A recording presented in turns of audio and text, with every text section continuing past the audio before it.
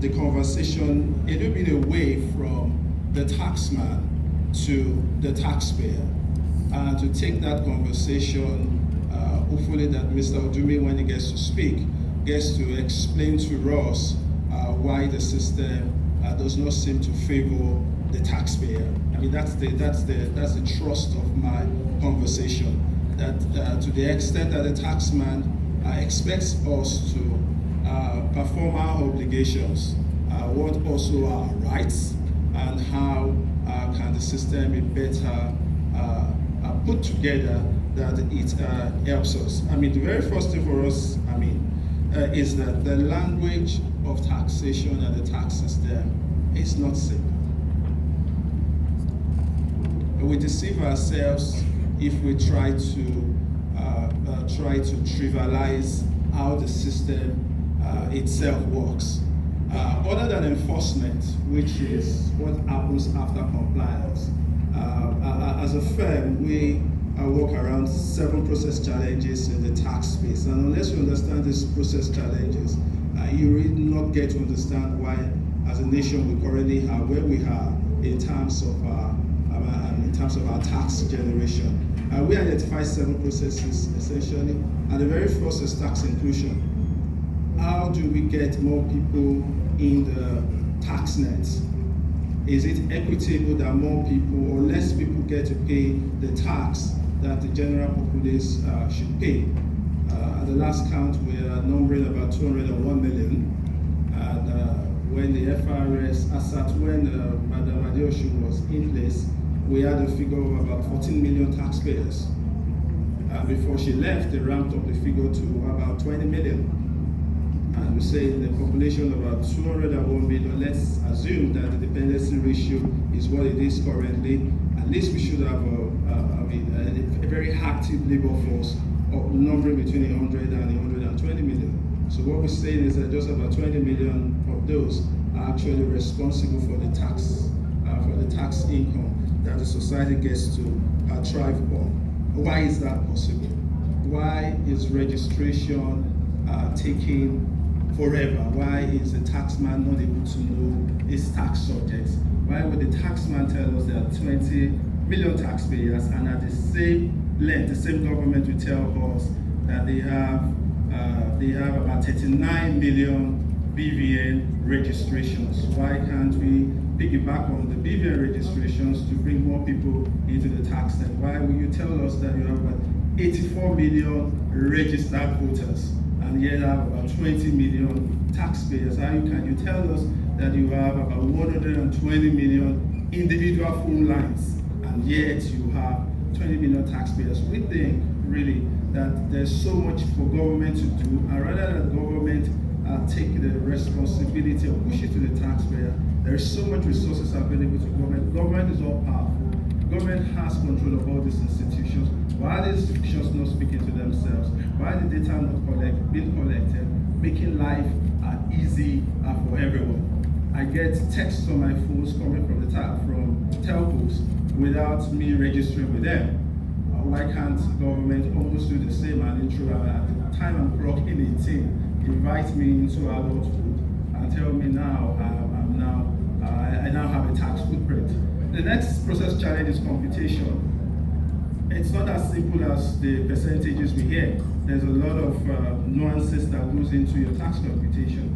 A lot of private organizations like mine has tried to assist in building solutions, software, apps, USSD platforms to help taxpayers determine what amount of tax am I to pay in this regard. And then let's take the conversation again further.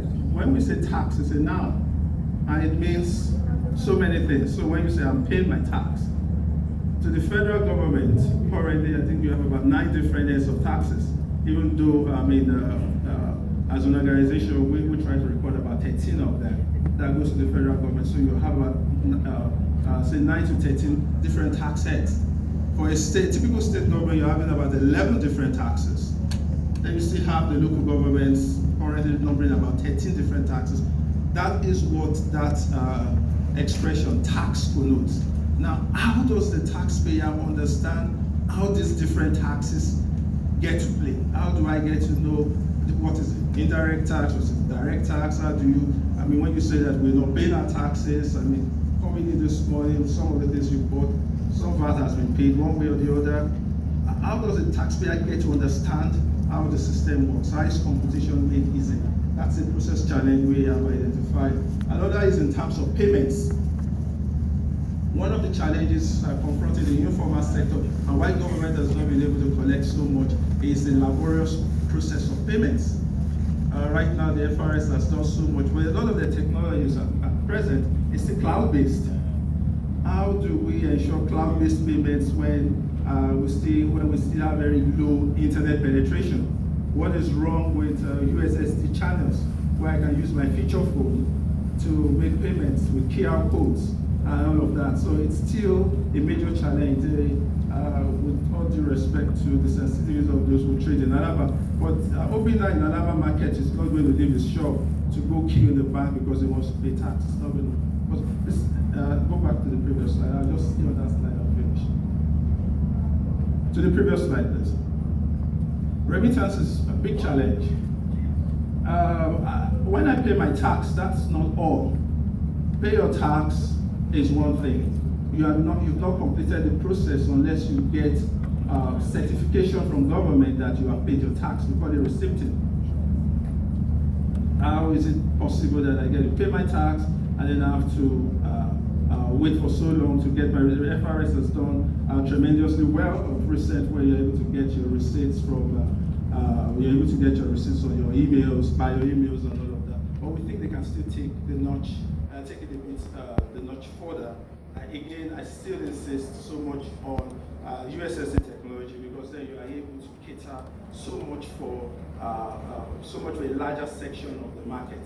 Those of us in Lagos get to enjoy ourselves. In terms of internet penetration outside Lagos, we know what it certainly looks like. The taxman does not just want money. The taxman also wants information.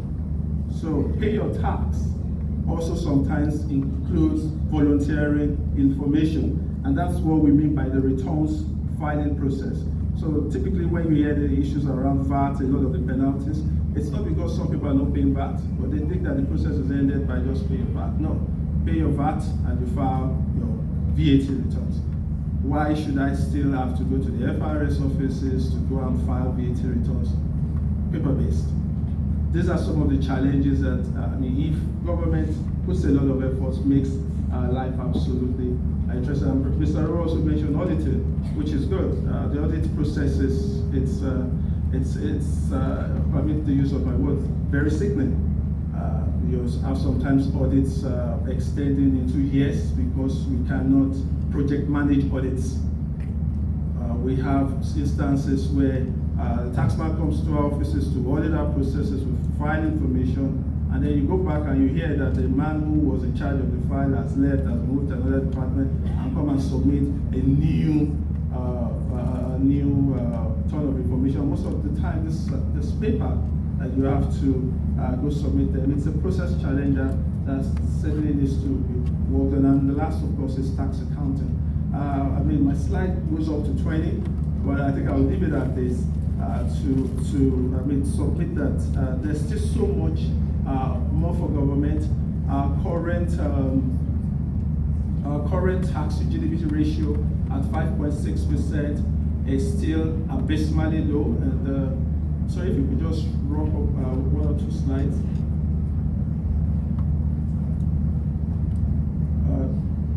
Let's go for that.